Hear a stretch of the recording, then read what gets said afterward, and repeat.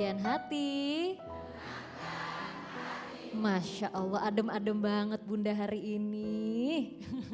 Dan alhamdulillah sekarang kita mau kasih kesempatan untuk kakakku, Karensi Milano, untuk langsung tanya sama AA. Silakan Kak. Assalamualaikum warahmatullahi wabarakatuh. Waalaikumsalam warahmatullahi wabarakatuh. Kenalkan saya Rensi Milano Ustadz. Saya mau sedikit bercerita mungkin tentang masa lalu ya Ustadz. Dulu saya pernah diajak sama temen untuk melakukan seperti kayak suntik filler untuk kecantikan. Apalagi di dunia entertain kan yang lebih diprioritaskan tuh selalu fisik ya Ustadz ya gitu. Ya karena mungkin saya orangnya gak enakan. Jadi kalau apa-apa diajak itu kalau nolak tuh saya kayaknya gimana gitu. Itu terlalu berlebihan gak enakannya saya itu gitu. Setelah saya melakukan tindakan filler, ternyata 2 tahun hampir 3 tahun itu filler saya itu membengkak. Karena kan kata orang yang namanya filler itu akan bisa hilang dengan sendirinya. Karena sifatnya itu tidak permanen. Tapi entah kenapa yang dilakukan kepada saya itu malah membuat saya menjadi infeksi. Semenjak kejadian itu sampai 3 tahun saya mengalami infeksi, kadang hilang, kadang infeksi lagi, kadang enggak, dan akhirnya saya melakukan operasi besar untuk pembuangan. Karena kalau kata dokter kalau tidak dibuang itu bisa menjadi cancer gitu dan membahaya buat diri saya gitu. Dan akhirnya dalam diri saya itu saya langsung kayak drop karena dari wajah saya yang biasanya namanya di dunia keartisan itu yang dijual kan fisik wajah gitu. Saya merasa cacat, gak percaya diri gitu. Akhirnya saya menutup diri. Dan mungkin ada hikmahnya di balik semua ini gitu. Dengan kejadian ini malah saya jadi berhijrah gitu kan. Yang tadinya mungkin saya zaman dulu saya syuting mungkin saya kurus, pakaian seksi gitu kan. Dengan wajah yang alami, terus dengan kejadian ini saya langsung kayak drop gitu. Kayak trauma gitu dengan net kamera jadi takut gitu. Jadi pertanyaan saya Ustadz, sebenarnya bagaimana hukum merubah wajah demi estetika dalam Islam? Lalu kategori cantik itu seperti apa menurut Islam gitu Pak Ustadz? Karena tren sekarang harus cantik terutama di industri keartisan ini Ustadz gitu. Terima kasih. Baik, kalau boleh tahu Karensi dulu sebelah mana yang di filler ini? Di dagu Ustadz. Dagu. Terus di dagu aja atau ada bagian lain juga? Enggak ada Ustadz, di bibir sama ada dagu jadi cacat itu. Makanya saya udah gak pede, jangan terlalu di close up ya. Apa yang terjadi waktu itu dengan Bengkak. Setiap 3 bulan sekali tuh kayak bengkak di sini terus mengeluarkan fillernya, tapi bukan nanah, fillernya yang disuntikan. Ternyata waktu itu Ustadz pas saya telusuri yang menyuntik saya itu bukan dokter Ustadz. Jadi seperti malpraktek di diri saya. Nah cuman saya ini orangnya nggak mau ribut. Jadi waktu saya ingin minta pertanggungjawaban, dia malah menuduh saya mungkin di endorse di tempat lain. Akhirnya saya marah gitu sempat sama yang melakukannya. Cuma saya pikir ya Allah malah saya minta perbaikan malah seperti ini. Sebenarnya dia mau bertanggung jawab tapi saya harus di tempat yang sama. Saya nggak mau trauma. Dengan tadinya yang melakukan hal ini tidak mau bertanggung jawab, ada orang yang baik yang mengoperasi saya untuk dagu ini, tapi ya agak sedikit cacat, cuman ya nggak apa-apa lah, mungkin nanti bisa diperbaiki. Mungkin dengan saya memperbaikin apakah nggak dosa Ustadz gitu? Masya Allah Bunda. Iya. Setiap perempuan itu cantik, setuju tidak? Cantik itu ada di hati. Bukan hanya ada di fisik. Jangan sibuk mempercantik fisik, tapi sibuklah mempercantik hati. Karena kecantikan fisik hanya membuat laki-laki menatap. Tapi kecantikan hati membuat laki-laki menetap. Mohon maaf kalau Karensi tadi bertanya, AA bagaimana hukumnya seseorang yang merubah dirinya. Tentu Islam sangat tegas, itu adalah sesuatu yang dilarang di dalam Islam.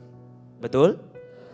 Kenapa? Karena merubah ciptaan Allah, tanda dia tidak bersyukur kepada Allah, tanda dia tidak merasa cukup dengan pemberian Allah.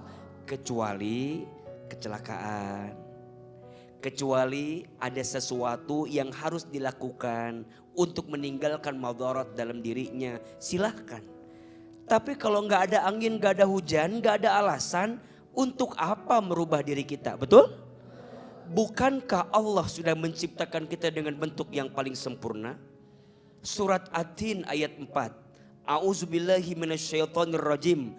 Laqad khalaqnal insana fi ahsani taqwim. Sungguh kata Allah, kami telah menciptakan manusia dalam bentuk yang paling sempurna. Maka sebagai seorang muslim, kita tuh harus punya sifat qanaah. Apa? Merasa cukup dengan pemberian Allah. Ustadz, gimana kalau dulu kami pernah punya salah, pernah tenggelam dalam satu kesalahan, bertaubat kepada Allah, minta ampun kepada Allah. Dosa kita banyak, iya, tapi ampunan Allah lebih luas daripada dosa yang pernah kita lakukan. Sungguh Allah begitu sayang kepada hambanya yang senantiasa bertaubat dan memperbaiki dirinya. Maka ke depan Karensi pilah dan pilih teman yang baik. Betul? Circle itu sangat menentukan hidup kita. Hati-hati dengan sifat gak enakan. Terutama gak enakan pada maksiat, jangan. Jadi kalau ada teman kita yang ngajak maksiat, gak enak ikut aja kali ya. Jangan. Al-Quran mengajarkan kepada kita untuk saling tolong menolong dalam kebaikan. Betul? Ta'awanu 'alal birri wat taqwa wa la ta'awanu 'alal ismi wal 'udwan. Saling tolong menolonglah dalam kebaikan dan ketakwaan, dan jangan saling tolong menolong dalam dosa dan kemaksiatan. Betul? Karensi puasa Ramadan mengajarkan kita untuk memilih yang terbaik dalam hidup kita. Jangan khawatir meninggalkan teman yang tidak baik, karena Allah akan ganti dengan teman yang lebih baik. Betul? Lepaskan yang toksik, siapkan ruang buat yang asik. Betul? Percayalah, Allah Maha Baik dan Allah senantiasa memberikan kebaikan kepada orang yang senantiasa berbuat kebaikan. Amin ya Rabbal Alamin.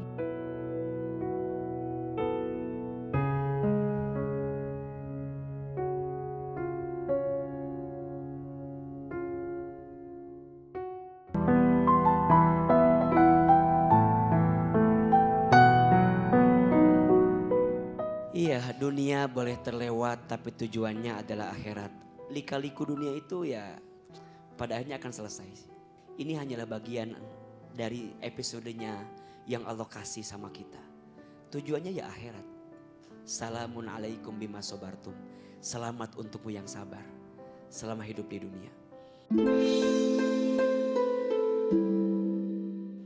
Ya Allah ya Rabbana, untuk semua ujian dunia yang Kau hadirkan kepada kami, kuatkan hati dan tubuh kami untuk melewati semua ini ya Allah.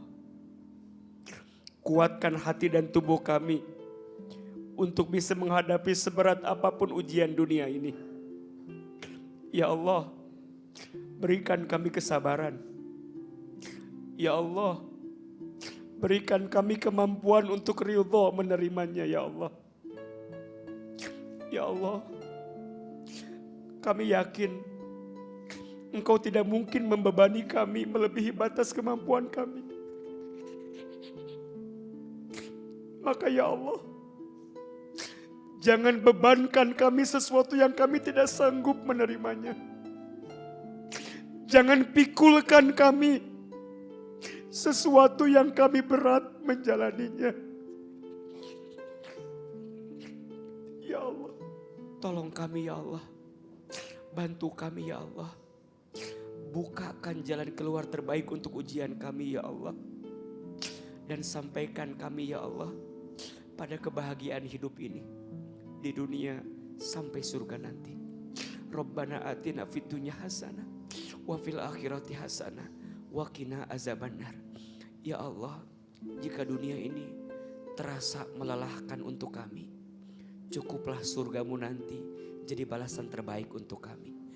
Subhana rabbika rabbil izzati amma yasifun wassalamun alal mursalin walhamdulillahi rabbil alamin. Amin ya rabbal alamin. Silakan berpelukan, bersalaman kiri dan kanan. Mohon maaf lahir dan batin.